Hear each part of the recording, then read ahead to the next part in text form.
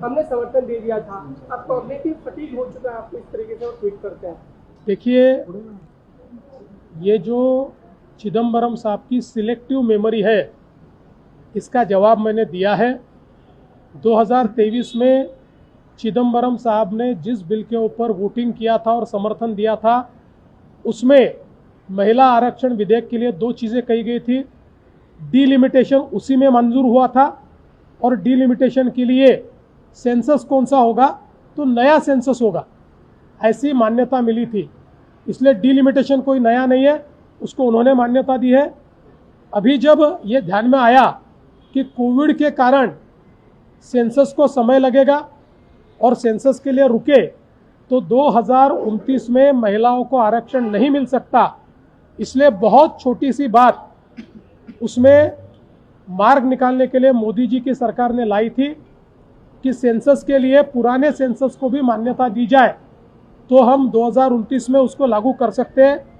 लेकिन इनके मन में महिलाओं को आरक्षण देना नहीं है, इसलिए इन्होंने उसके खिलाफ वोट किया और उसको पराजित किया।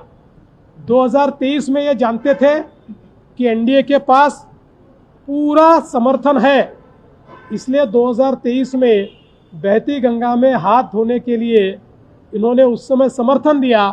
और आज जब उसी अमेंडमेंट के तहत महिलाओं को आरक्षण देने का अवसर प्राप्त हुआ, उस समय एनडीए के पास 3/4 2/3 मेजॉरिटी ने ऐसा ध्यान में आने के बाद महिला विरोधी नीति उन्होंने सामने लाई और उसका विरोध किया।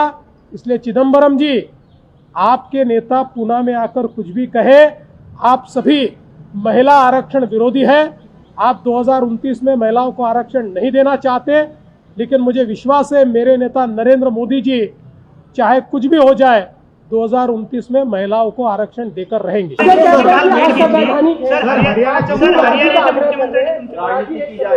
देखिए, पहली बात तो यह है कि यहाँ पर जो हमारे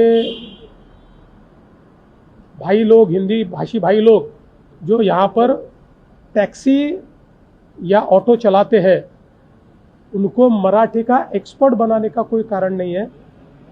उनको उनके काम जितनी मराठी आनी चाहिए, काम चलाओ मराठी आनी चाहिए, इस प्रकार का ही आग्रह किया गया है।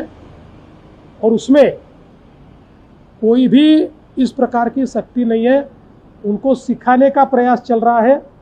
अभी भी 2 बार लोगों ने समय बढ़ाकर मांगा, तो समय बढ़ाकर दिया गया है। अभी भी तीसरी बार भी समय बढ़ाकर दिया है, और आगे भी अगर ये मांग आएगी कि हम सीखना चाहते हैं, हमको समय बढ़ाकर दिया जाए, तो समय बढ़ाकर दिया जाएगा।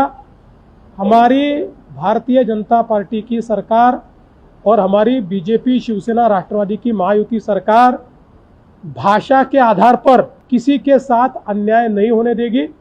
भाषा के आधार पर किसी पर अन्याय नहीं होगा।